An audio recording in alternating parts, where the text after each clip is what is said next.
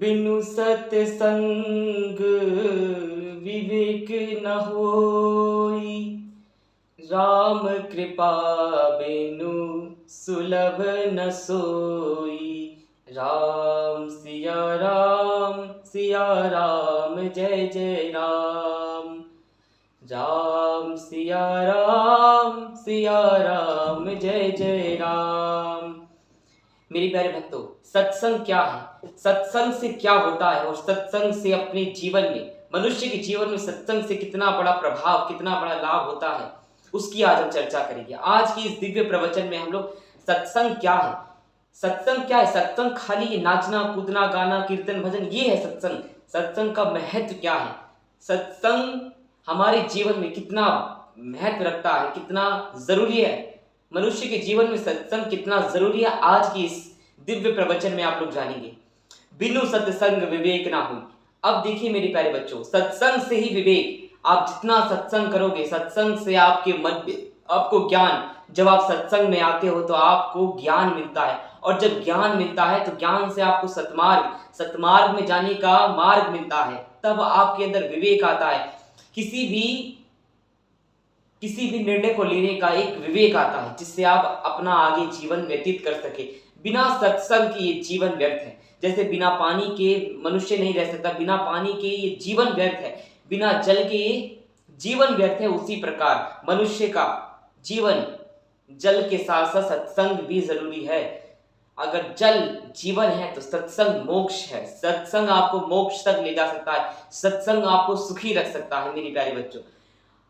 और सत्संग का मतलब आप जानिए। देखिए, सत्संग, सत्संग सत्य का संग, और सत्य का संग कहां होगा, जहां संतों का संग होगा मेरे बच्चों, जहां संतों का संग।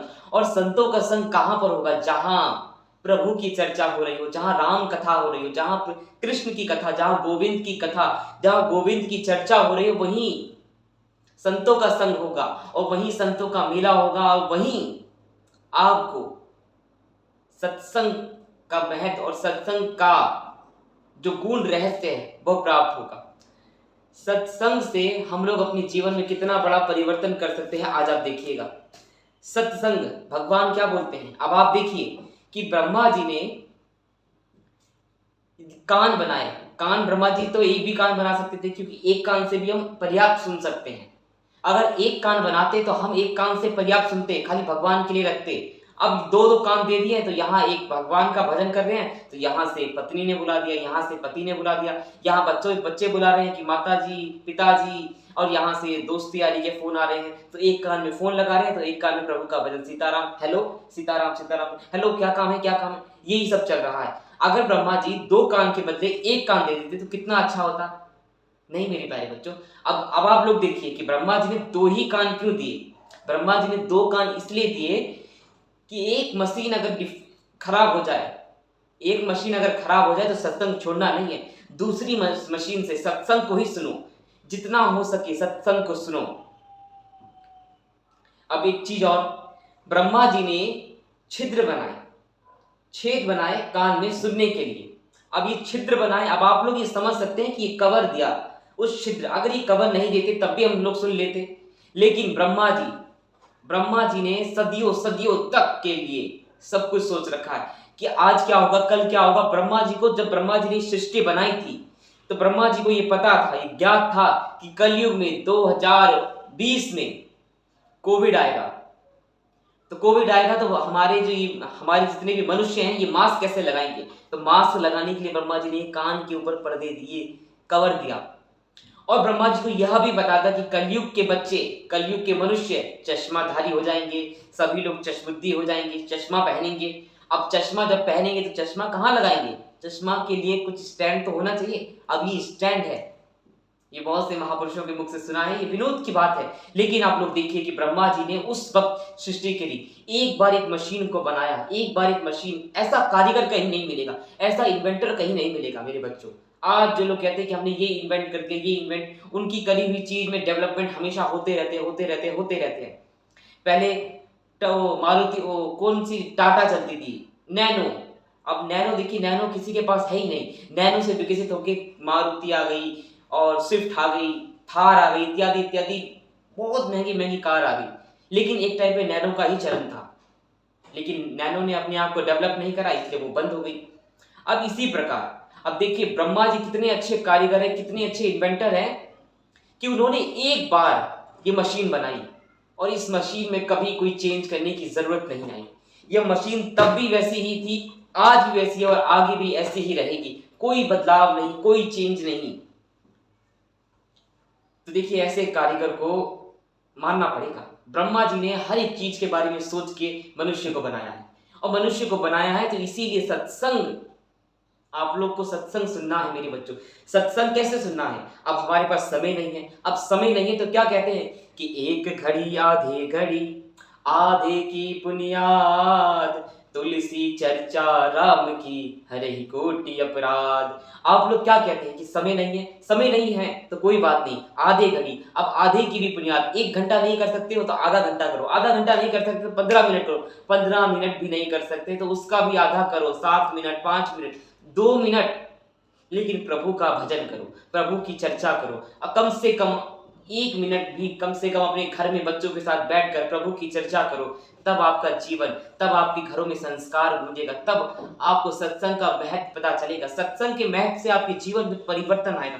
चमत्कार होता है सत्संग से, सत्संग से ही चमत्कार होता है।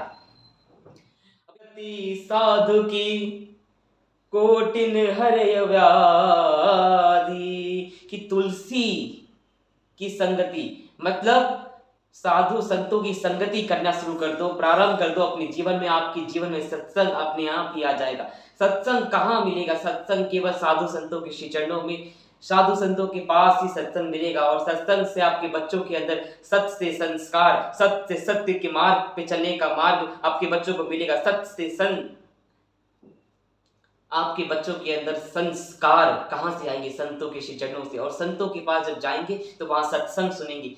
सत्संग रूपी ज्ञान जब उनके हृदय में विराजमान होगा, तब उनके जीवन में संस्कार और उनके जीवन का लक्ष्य का प्रारंभ होगा। उनके अपने लक्ष्य का पता चलेगा कि हमारे जीवन का लक्ष्य क्या है। तो इसीलिए मेरे बच्चों सत्संग करो। सत्संग क्या है? सत्संग कुछ नहीं है, सत्संग है संतों का संग। आप लोग जिस दिन संतों का संग करने लगोगे, साधु संतों की संगत करने लगोगे, तब आपके जीवन की हर एक कोटि, हर एक व्याधा सब तत्क्षण मिट जाएगी। और प्रभु के दर्शन एकमात्र संत ही करा सकते हैं। और सत्संग से आपके अंदर विवेक आएगा, बिना सत्संग के विवेक नहीं। आज जितने ये लोग जो डिप्रेशन में जा रहे हैं, उल्टे सीधे काम कर रहे हैं, ये लोग सत्संग में कभी नहीं आए, इनकी गलती नहीं, ये लोग सत्संग में कभी आए नहीं है, तो इसलिए ये जाने नहीं है कि पैसे का उपयोग कहाँ करना है, कहाँ अपनी ये जीवन एक बार मिला है, जीवन का उपयोग कहाँ करना है। अब अच्छी जगह करेंगे। वो लोग मांस मदिरा में, व्यभिचार में, उल्टी सीधी चीजों में लगे हुए हैं। लेकिन मेरे बच्चों, आप लोग सत्संग में आए हो तो सत्संग में आने के बाद इसका बहुत लाभ उठाओ। और लाभ उठाएंगे कैसे? हरे राम राम राम हरे हरे, हरे कृष्ण कृष्ण कृष्ण हरे हरे, हरे राम राम राम हरे हरे, हरे कृष्ण कृष्ण कृष्ण हरे हरे, हरे राम राम राम हरे हरे। आप सभी भक्तों को जय श्रीमन नारायण, जय श्री कृष्णा, राधे।